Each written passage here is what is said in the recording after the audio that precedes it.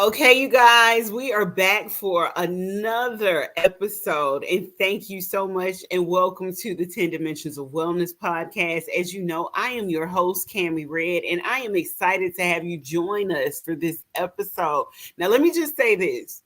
If you listened to this podcast 5 years ago, you're going to know who this guest is, okay? So, on this episode, as we continue to explore the diverse aspects of wellness, today we are reintroducing you back to mental health specialists and one of our speakers and coaches for the Virtual Wellness Summit. And you all know her. Her name is Kaye Henry.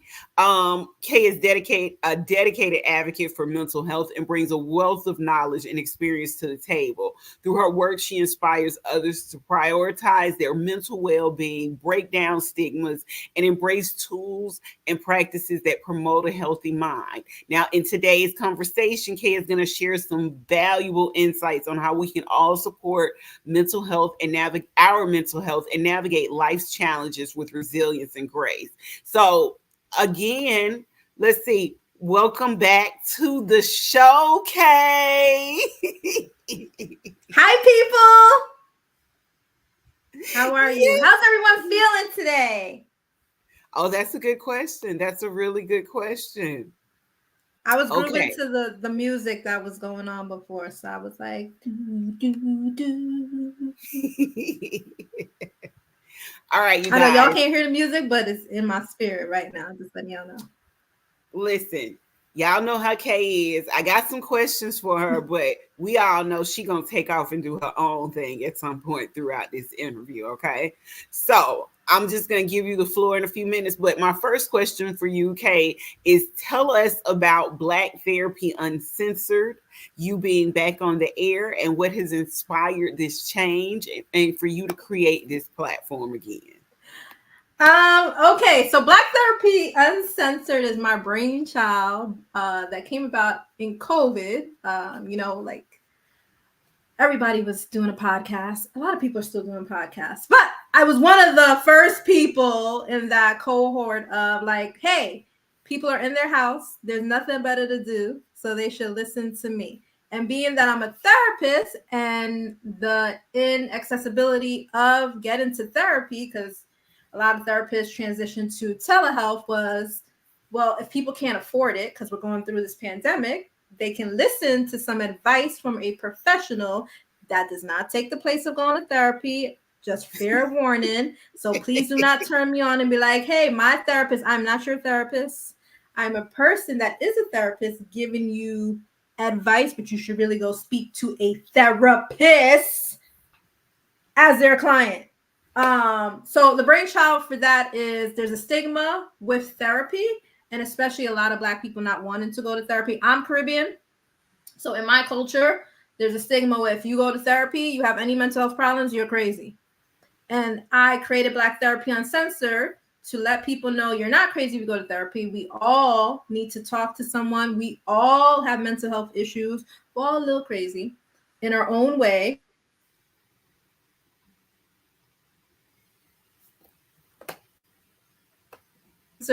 Unhinged, uncut, raw, real stuff from a Black therapist hailing from the North Caribbean. So that's where the brainchild came from that. So COVID, I had a lot of time to create this podcast and release episodes. I had nothing but creativity going on because when I'm in my own space, I'm very creative. It's just when I'm around other people that drains my energy. So then it took a pause because I had to actually go back out to work. Yay, but nay. And so then recently I was just like, you know what? I'm going to take a go at it again and use all the things that I acquired during COVID for those 4 years and try to, create new episodes from that. Now, you guys, this is not Kaye's first time on this podcast. As you know, we had her on the podcast 5 years ago when we started during COVID as well. So, as you see, this is one Those of our good times. Yes. This is one of our returning speakers to the virtual summit, but also she's a returning guest on the show. So we're just excited to have her. Now, Kay, your focus is on mental health. What specific aspects of mental health do you emphasize in your work? So in recent times, I realized, and we're adults. I don't like working with adults. Working with children and adolescents. I'm going to explain this before someone gets on here and say, well, how could you be a therapist that doesn't like working with adults?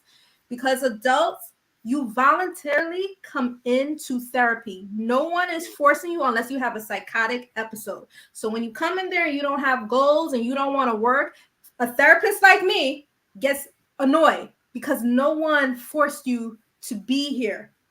Whereas with children and adolescents, 9 times out of 10 is somebody who referred them to therapy and told them that they need to be in therapy. So I have a little bit more patience with them. Also, if I tell a kid, hey, between this session and next session, do this, they'll go and do it. Adults give me a ton of excuses for why they can't do stuff. Time, money, I'm tired, my baby daddy, my baby mama, this, my mommy, my daddy. It's a bunch of excuses. It's either you want the help or you don't want the help. I get it. It's tough. And everyone's coming from a place of trauma. Everyone's coming from the dysfunction. But you got to trust the therapist. And if you don't, fire them and find someone that you can trust to get the real work done. Because honestly, no one's forcing you to be there. So if you don't want to do the work, you're not only wasting your therapist's time, you're wasting your time. So that's what I want to put out there. I want to implore all the adults who are struggling to look for therapy and are like, it's not working, to look inside yourself and maybe, why is it not really working? Is it your therapist or is it you? Yeah, that's a good question. Is it your therapist or is it you? Now, what motivated you to enter the wellness industry, particularly the field of mental health?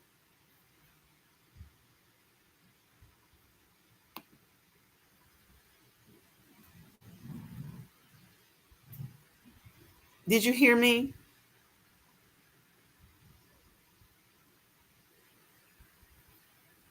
What inspired me to enter the wellness thing? So who?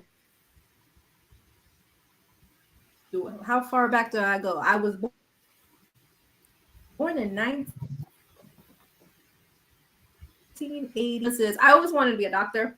I saw someone like me, my senior year of high school, taking a class outside of high school that I was just like, oh, and we did personality testing. If you know me, well, part of the reason I'm a therapist, I like to pick people apart.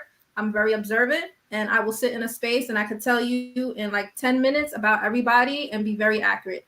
A lot of people don't like that because they think I'm being judgy. But if you're not honest with yourself, you would think I'm being judgy. So from that class, I started to shift gears. So it was no longer like the priority was being a doctor. It was just like, oh, we got to treat the mind before we treat the physical. And those two go hand in hand. So I wanted to more focus on the brain and less so. And I figured like if we could fix this, what's going on up in here in our head, all the rest of us will fall into place. So that's really why I got into wellness. And I just generally want to help people. So I think part of that is, and any client can tell you, is I'm real. And some of them might think I'm harsh, but it's because I want to help you. I see the potential in you. So when you come into therapy, you're like, this is your goal. I'm going to hold you to the fire to accomplish that goal. Don't tell me you want to accomplish a goal because, baby, we're going to accomplish that goal. I love it. If you tell me I want to lose 20 pounds, hey, what are we going to do to lose 20? Cool. Every week, what did you do this week to move towards that goal? You did it? Let's start all over again. So I push my clients, and I get it. Some people aren't ready to be pushed. So that's where I'm being harsh comes in.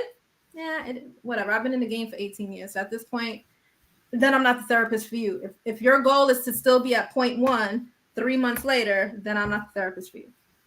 I get that. I love that. Now, you mentioned helping people become better versions of themselves. Mm-hmm. Can you share a success story that particularly stands out to you?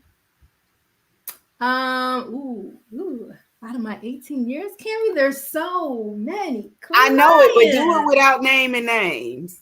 No, I'm not gonna name anybody as HIPAA. I follow HIPAA very strongly.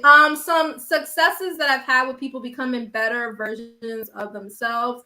So, for example, I'm very good at helping people, and I probably should lean into this more, like career aspect wise, like figuring out, like troubleshooting where they're stuck at in their career and getting them to a different point, either reevaluating their career or leaving a job that's not working for them and really getting outside of their comfort zone, zoning in on their skills and finding the job that speaks to that.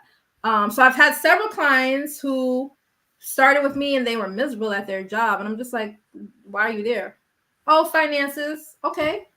What can you do? Stay there. But what can you do while you're staying there to move towards your goal and live the life that you want to live? So things of that nature. People that were hell bent on, I'm not taking medication, blah, blah, blah, blah, blah, saw a psychiatrist, and we had a better response in therapy, because the way I sell medication is, listen, it's not permanent. It's a temporary relief so that we can get the work done in therapy so that you can function from day to day. If you do need it forever, that's one thing. But right now, let's just look at it temporary from every 90 days, and you get reevaluated on that. So I've had success stories with that, where I've had people come into therapy like, hey, I've been to a therapist before. What is it you could tell me? And I present as very young. I'm not young people, but I present as very young. I've had a lot of people think, because they assume I'm young, that I don't know what I'm talking about till they're in therapy with me for a while, and now they're sold on therapy. They're like, oh, you know what you're talking about. I've told other people about you, and then my referrals are going through the roof. So I don't like to toot my own horn, but toot, I'm really good at what I do. What advice would you give someone struggling to make a commitment to improving their mental health? Stick with it. Stick with it. First and foremost, you need to find a therapist that understands you. Every therapist is not for you. I'm not the therapist for everybody. That's what I literally tell clients. My private ones, the ones that are coming through the clinic and stuff like that, I don't really tell them that, but they can fire me if they want to. If it's not working for you, honestly, and you've been sticking with it, fire your therapist. But have an honest conversation with them before you do that.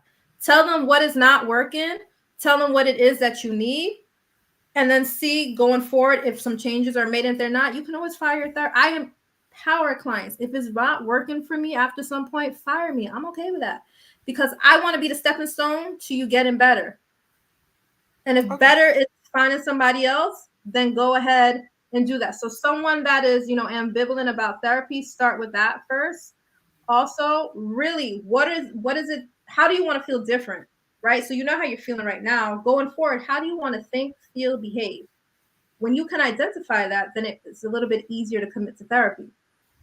It goes back to what I was saying, where adults come into session, they think they have these goals, and it's just like, they're not realistic goals. Like, I don't have a magic wand where I fix people. People think I do. I don't. Mm-hmm. I'm a psychotherapist, not a psychic. There's two different things. But you have to have tangible goals that are realistic to work towards in order to make therapy work and to commit yourself to it. And again, let me break down therapy. It's once a week for about 45 minutes to an hour. You got to make time for that. This is not when I feel like it. It's not a drop-in thing, because you're not going to make any change by doing it when you feel like it. You have to commit yourself to every week for 45 minutes. When you're consistent enough, then your therapist can be like, let's meet bi-weekly, let's meet monthly, let's do as needed. So that's the advice I give to people. You got to stick with it initially in the beginning in order to make it work for you. Okay. Now, in your experience, what role does communication play in mental health, both in personal growth and in the therapeutic setting? Communication in what way? Just communication, period. Talking to your, like I said, talking to your therapist, but also talking and being communicative in your personal life. So I have like 3 pillars that I'm hell-bent on, but I use them more for relationships, but they could apply to individuals. You have to be honest. Communication is important. If we're talking relationships, intimacy is important, and finances, being honest about finances. If one of those 3 is missing, it falls down. So for yourself, are you being honest? And when I say intimacy with yourself, I'm talking about self-care.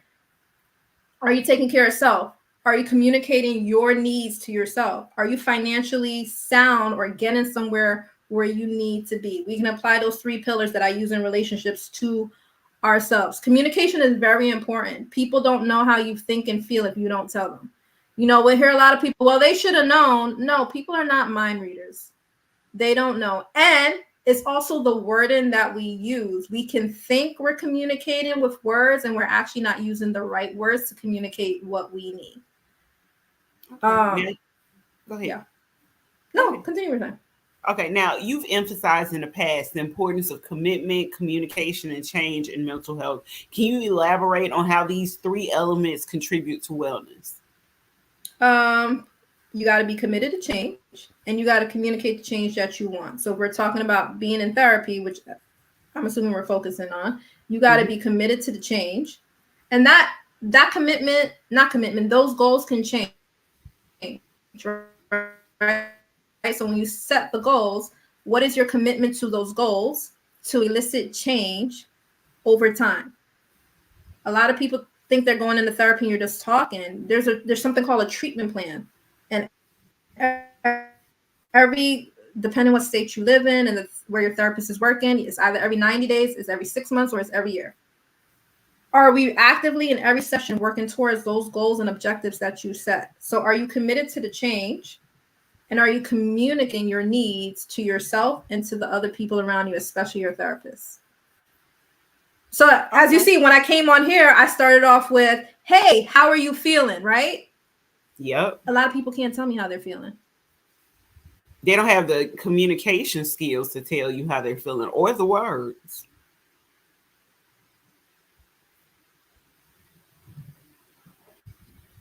Can you hear me now? Yes, I can hear you now. Can you hear me? Uh-oh, you guys.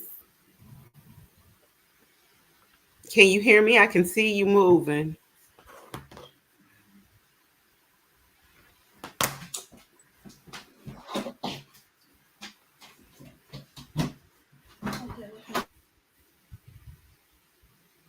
I think we lost Kaye for a minute. Hello? Can you hear me?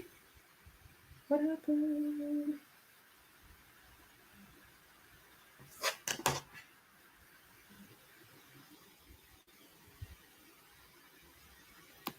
Okay, we'll be back, you guys, with a few moments with Kaye. So give us a brief moment so that we can restructure.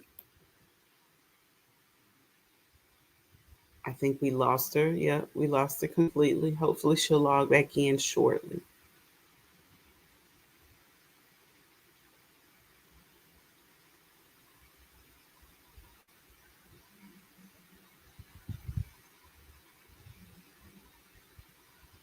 Well, while she's logged out, let's talk about her as a VIP coach on the 10 Dimensions of Wellness virtual summit. She will actually be sitting on our coaches panel, so you'll get an opportunity to sit in a breakout room and discuss with Kaye some information and ask some one-on-one questions if you're interested.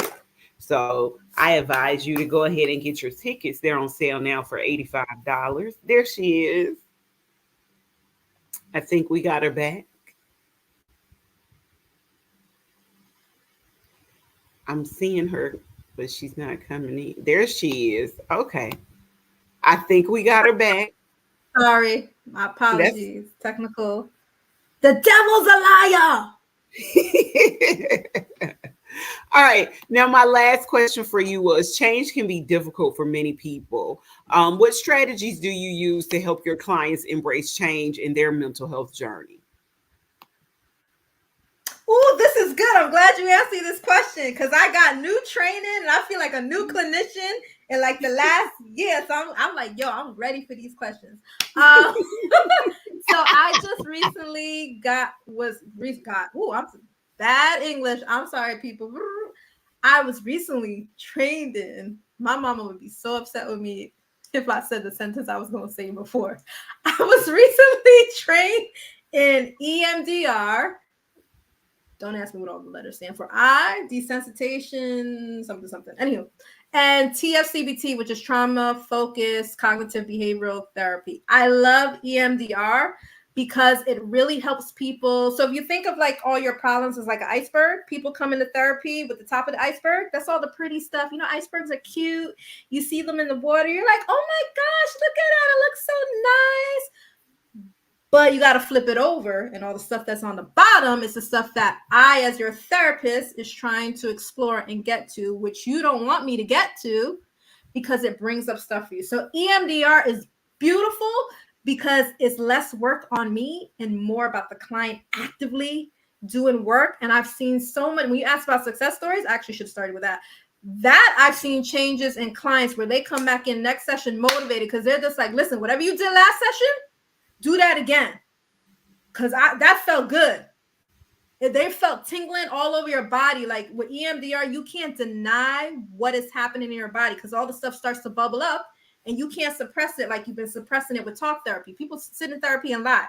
They don't lie. I mean, they lie. They lie. They lie. But with me as a therapist, I'm like, I know you lying. Other therapists might be like, buy that lie.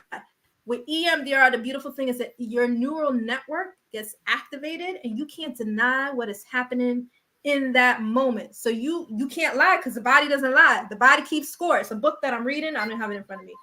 But the body keeps score of what's been going on, and it's an easy way to start healing. But we don't start at your biggest trauma. We can start anywhere you want to start because that small trauma leads to me exploring all the other traumas. So it's like connect the dots. I love EMDR. Woo, I love it. It's so beautiful. So beautiful. TFCBT is like more structured, but EMDR, that's where it's at. So if you can find yourself an EMDR therapist, man, you'll be healed. You'll be motivated, committed to therapy. You just be like, give me more. Give me more.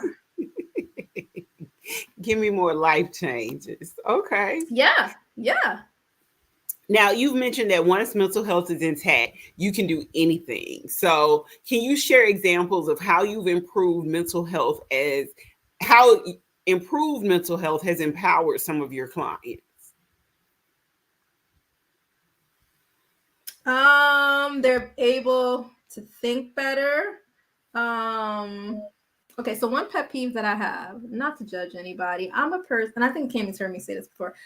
I'm a big advocate of showers, and I've gotten clients who don't like showering to shower. When they realize the healing properties of water, I'm about to create shower therapy because honestly, there's healing properties in water. I'm from the Caribbean, so people will literally go to the beach and heal in the water. The water literally heals you. If more people got in water, you would be healed. I need us to start realizing that. But anywho, I've gotten clients who did not want to partake in that activity because they might have trauma from that, who have been able to go from no days to some days to create an oasis for themselves that they didn't realize they could create and make that a safe space for them. So this goes back to my EMDR. We create a safe space. You create your own safe space. I don't. And then that's the space you go to when you're feeling triggered, when you're feeling down, when you're experiencing all of those negative emotions. So my success story is creating a safe space for you that you probably never had. Okay. Now, how do you guide your clients in setting and maintaining healthy boundaries in their own lives? Stop lying to yourself. We lie to ourselves a lot. It's disgusting. It's fun. Be truthful with yourself. I know the truth hurts. Blue Cantrell saying that, whatever it is. But the truth hurts. And you got to be honest with yourself about what's going on and where you want to be. And that's okay. That's why I'm here as your therapist. You'd be like, I'm glad you're being honest with yourself. Just be like, yo, I effed up. Okay, you effed up. Now what? What you gonna do? We know you effed up. You know you effed up. Now what are you gonna do moving forward? How do you want to grow from this situation? So that's really, I'm all about empowering clients. I've had clients tell me I'm struggling with this. I cheer them on. I've had clients text me all this week, all their wins. I'm like, yes. I'm like, text me.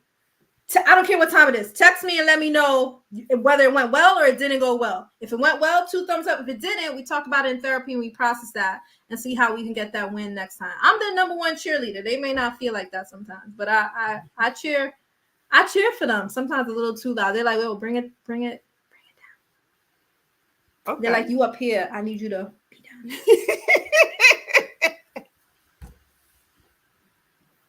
I love what I do. I like helping people. I love it. Okay, for someone new to the concept of mental health wellness, where do you suggest they start? You mean like in therapy? Yeah, either in therapy or whatever. What are your suggestions? If I'm new to this space, where do I start? Okay, so answer yourself the question, what am I looking to get out of therapy? Where do you want to start? Because your therapist is going to start wherever you want to start. We don't have to address, like I said, we don't have to address your deepest, darkest secret at the beginning of therapy because that's going to be too heavy. 1, you don't know me. 2, we got to build trust. 3, that's a lot for me to deal with if I just said, hi, hello, how are you feeling today? What is your goal? And you go into, unless that's the thing you want to, I'm not forcing you to go into that deep trauma. I want to build that trust with you. So in starting with therapy is just be yourself. Like you come in this, just be yourself. Let your therapist get to know you and you get to know your therapist. Let that be the space where you don't feel like you have to put up a front. So let go of this, like, I'm going to be judged. Like, if your therapist is judging you, that's very unprofessional of them. I'm not judging anybody. I try not to take that weight home with me. Because, hey, we're all one day, one moment away from that person's shoes. So I can't judge somebody for whatever they went through or what they're going through or the choices that they're making. So in starting there, being honest with yourself, if you're looking for what is it that you want to get out of therapy, and then look for a therapist that kind of checks off those boxes. If you're looking for a therapist, I know Black people are like, I need to find a therapist that looks like me.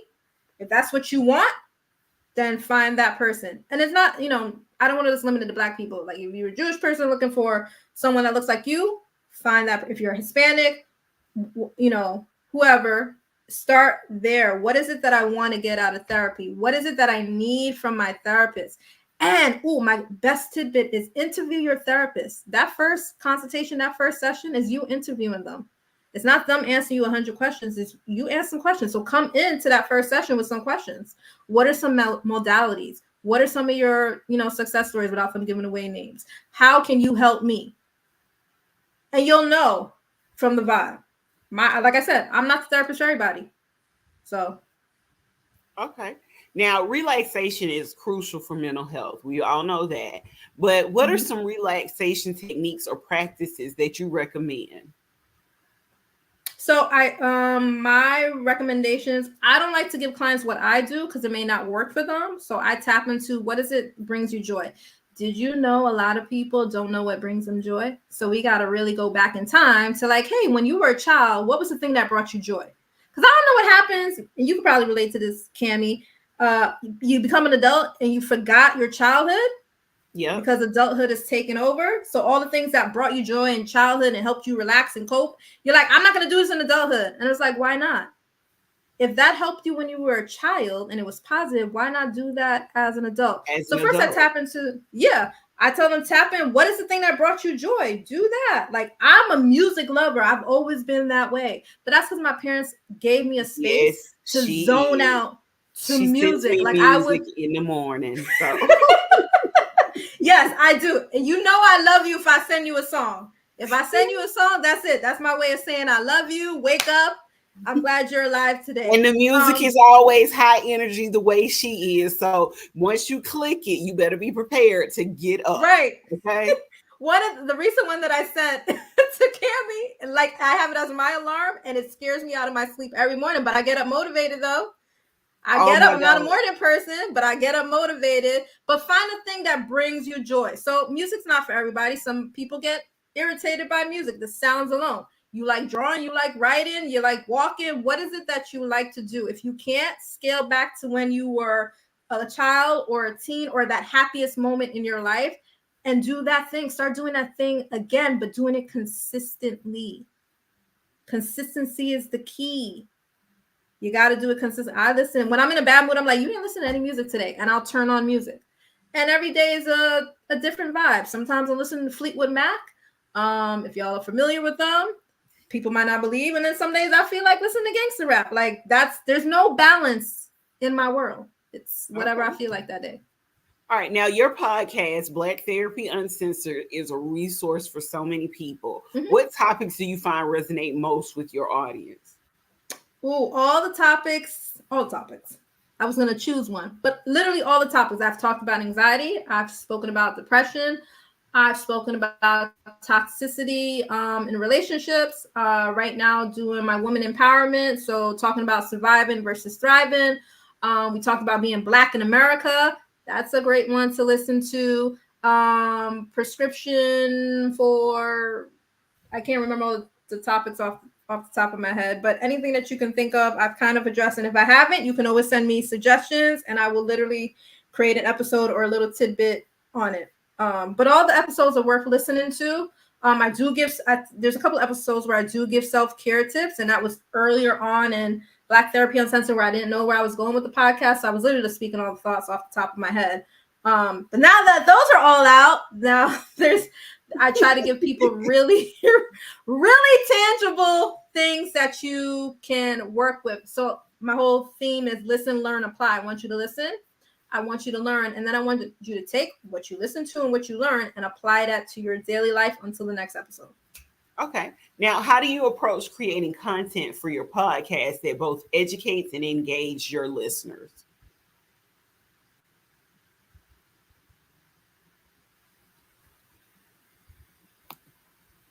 Can you repeat that one more time? I said, how do you go about creating content for your podcast that both educates and engages your listeners?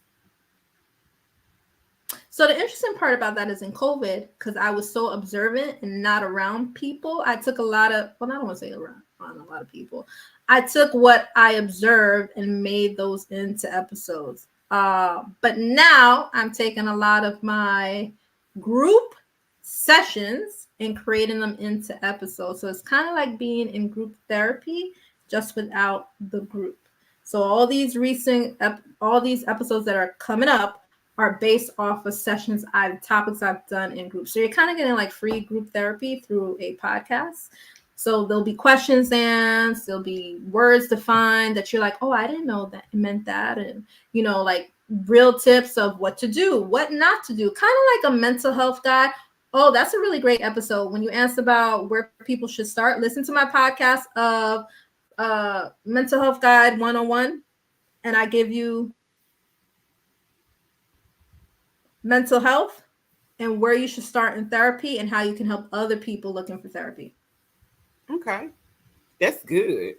Now, let me ask you this. We're going to get a little personal. What challenges have you encountered in maintaining your mental health while working in such an emotionally demanding field? Ooh, trying not to take people's trauma home with me. I've gotten better, but when I first started as a therapist, because I was like 20 something and now I'm like, 40 something. I know it doesn't look that way, but I am. I would take the trauma home. I know people are trying to do the math like, girl, you don't look a day over. Yes, I am. I would literally take the trauma home with me. Like I would be leaving work like in tears, be upset. And now I have to realize these were the cards life dealt these individuals. They're doing the best they can. And my session this week got them one step away from that trauma. They're one step closer to healing. So that kind of helps me. And I implement self-care. Like I told you, if I'm having a bad day, I'm like, you didn't listen to music today. And I'll turn on music. I'll start singing. I'm a person that randomly sings songs and makes beats. I've had clients, I have a microphone. If I show you my microphone that I sometimes use in sessions with clients, some love it. Others are just like, you're crazy. I've literally sang the whole session. I'll be like, how are you feeling today? They're like, please stop. I'm like, no, I have joy down in my soul. So I'm not going to stop right now. So things like that I try. And I'm big on laughing. Like I will sit down and laugh. Like my favorite show is Martin. And I've watched that more than I can tell you. And it's like the first time watching it. And I just Laughter is the best medicine. Okay. Now, we talked about the importance of boundaries and relaxation and maintaining your client's health. But I know one of the things you talked about was music. How else do you practice these in your daily life? How else do I practice boundaries in my daily life? I Yeah, love my boundaries. clients. Yeah, love my clients. I'm not worrying about y'all when session's done. Unless something major. I know that sounds crazy. So let me fix that. Unless something major came up on our session, I'm not worried about people to next session. Okay. I can't. I have to. That's how I create the boundary. I also don't answer my phone after a certain time. I let clients know. I am available by email if there's an emergency, but like I'm not answering my phone after a certain time. I'll look at it. I'll make a mental note. But if it's 10 p.m. at night, I've been off duty for 5 hours or more. I get it. All right. So Because how do you how are you gonna cope if I'm always jumping in? That's my thing for clients. How are you gonna use tell the coping them skills if I'm jumping in? tell them the steps that you gave us on what people should do, like their list of, if they're trying to make it out of therapy, like you said, therapy isn't long term. So to give Mm-hmm. them the list of steps that you gave us in the group, to talk that give them the I guess, what is it called? It's not the list. It's like your points of, I guess, contact when you're having a crisis. What is that called? You tell me Oh, the a safety plan. Yes. yeah. So what Cammie's referring to, ladies and gentlemen, if you go to therapy, at some point, actually, I try to do this with all clients.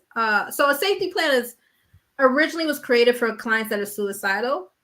I realize, and a lot of clinicians realize, you can use it for just everyday things. It doesn't mean that you're in danger. Is you're learning how to rely more on yourself and trust yourself before you get to calling your therapist. So like there's like 6 steps to it. Step number 1 is, what are your triggers? A lot of us don't know what our triggers are. So when we're reacting, we're having those knee-jerk reactions because you don't know what your triggers are. So you're crying, you're yelling at people, you're screaming, you all of that rage. And if you know what your triggers are, then you're less likely to react in that way. So step 1 is, what are your triggers? What are the things that let you know a crisis is about to occur, or you're getting close to a crisis occurring? That is step 1. Okay, you did step 1, but you're still feeling away.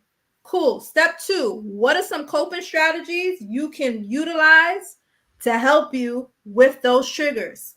That's why I say, what are things that bring you joy? Because those are your coping strategies. And they're not the same for everyone. Journaling does not work for everyone. I hate, no, I'm gonna say hate. I dislike when therapists like, oh, you should journal. And they say no, because it doesn't work for everyone. Some people hate writing. It's a chore. So if I tell people to journal, I'm like, yo, use a voice memo. You like talking, you talk so much. Use a voice memo on your phone. They're like, oh, you're right. You're right. Okay, you don't want to do that? Draw it out. What else can you do? So those are your coping strategies. And they got to be positive things. Don't tell me go smoke a blunt. That ain't positive. You might think it's helping you, but it really ain't. Drinking a bottle of wine. No. Positive strategies that are going to help you in the long term, not the short term. Because drugs and substances are short term. Okay, so now we identify your triggers, your coping strategies. Number 3, who are 2 people you can call?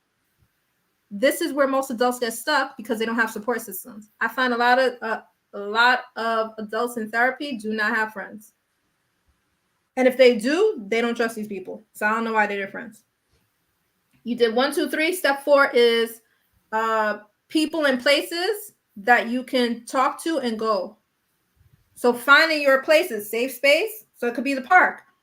Maybe it's your bedroom. Maybe you got a special room in your house where nobody bothers you when you go there. You know, like men got men caves, something like that. Now you did step 4. You know what number 5 is? Your therapist. Because step 1 to 4 is you were literally relying on yourself.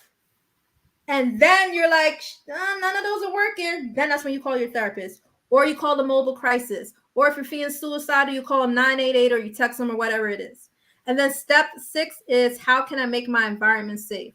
If you're someone that's feeling suicidal, that's like, hide the knives, hide the, medication. In general, relaxing. knowing my triggers, tapping into my coping skills, taking time for myself, telling people no. So those, I just literally went through it. Ask your therapist about it. When you go in therapy, create a safety plan. Use it and ask for a copy of it. You're entitled to all the well, not all the documentation. Well, you're kind of entitled to all the documentation. I wouldn't want to see my notes though. I have to rephrase that. But you're entitled to like your safety plan. You could post it up somewhere so that you have a reference to it. And if it's not working, then tweak it with your therapist. You are in control. Okay. Now, how do you stay up to date with the latest developments in mental health and ensure that your practices are effective? I go to trainings. I was just recently in a training in Maryland back in May for NCTSN. Don't ask me what all those letters stand for. You can Google them. I think it's the National Center for Trauma. I don't know if that's an stress. Oh, got it. National Center for Traumatic Stress Network. See, I remembered. Okay. Y'all gotta go back. If y'all think she crazy on here, y'all gotta go back and listen to that first part. The one, it's like my second podcast. Listen, I know my stuff as a therapist. Don't judge me based off of not knowing some letters. I know my stuff. So yes, I went to this training. So I always not training. I went to like a workshop, a conference for like 3 days in Maryland. It was amazing with all these professionals, and I learned so much information. I'm always willing to sign up to learn a new modality. Like I told you, I'm training EMDR and TFCB2, and I'm probably going to go for it and get certified in both of those, which means that I can go around and, use my professionalism and train other therapists and get more clientele. So I'll let Cami know when that happens, because I can already see the wheels turning in her head. So that is how, and I'm also now reading, and I don't have the book in front of me, but The Body Keeps Score. So I usually try to read like one psychology book. I'm trying to get back in the practice of reading one psychology book a year. And then at some point I may do my PhD, but that's on the, why did I think you were getting ready to say one psychology book a month? But you said a year. I said a year. A month is a lot, Cammy. It's a lot. But I'm reading Body Keeps Score. That's a thick book, and I'm actually reading it with a client. I'm reading it with a client, so she got her book before me, so we're reading it together. Because we're gonna use it in a session. So. Okay. All right. So this is my last question for you. What message of hope or encouragement would you like to leave with our listeners who are struggling with their mental health? And when you finish with your message of hope and encouragement, let them know how to get in touch with you, your social media and all of that stuff. Okay. Okay. My words of encouragement to people are, you are loved. Listen, you are amazing. Just the way you are. I love you just the way you are. No, I want you to honestly believe that. You might have some things in your past and people who told you're not enough, you're not valuable, you're not important. But I want to let you know you are. When you step into therapy, you should feel like your therapist cares about you. I don't want to say love you, but at least like you, or enjoys their time together with you, even in those tough moments. But I'm Kaye Henry, your licensed mental health counselor, your licensed professional counselor, your host of Black Therapy Uncensored. You can catch me and find me on Instagram at Black Therapy Uncensored, Facebook Black Therapy Uncensored. You can check out my podcast, Black Therapy Uncensored, and anywhere that you can find me as a therapist. I am located in New York and Connecticut, so that is my clientele. I'm not licensed anywhere else. So if you're located in those two areas and you need therapy, you can look me up. And if I have availability, I will definitely put you on the list. If not, I know plenty other professionals that are looking for clients at this time that I highly recommend. So please, please, please. It's been a pleasure. Listen, Cammy's got some good stuff here. So I'm glad that I'm here, and I'm looking forward to the Wellness Summit. Okay, well, thank you for joining us today, Kay. I'm so grateful to have you on the show again. Like I said, Thank you you. guys Thank go you. back and listen. My second episode, I believe, Kay was on my show. This was about 5 years ago, so that tells you guys how long we have been in connection and how long we have been friends. Yes, yes. So Today as I did back then. yes, you are. Yes, you are. Yes, you are. Bye. Listen, you guys, this wraps up another episode of the 10 Dimensions of Wellness podcast.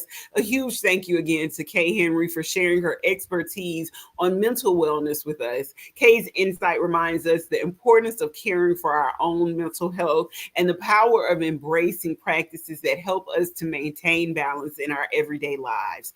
If today's conversation resonated with you, make sure you catch Kay's full presentation, or she's going to be sitting on the VIP panel. So make sure you're there so you can get into a breakout room with her, where she'll delve into mental health strategies and support. You can find all the details on our website, www.cammyred.com.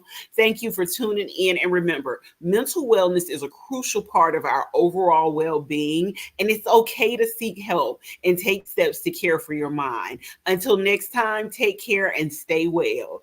And always don't forget to like, subscribe, comment, and share this podcast on your favorite podcast platform. Thank you so much and have a great day.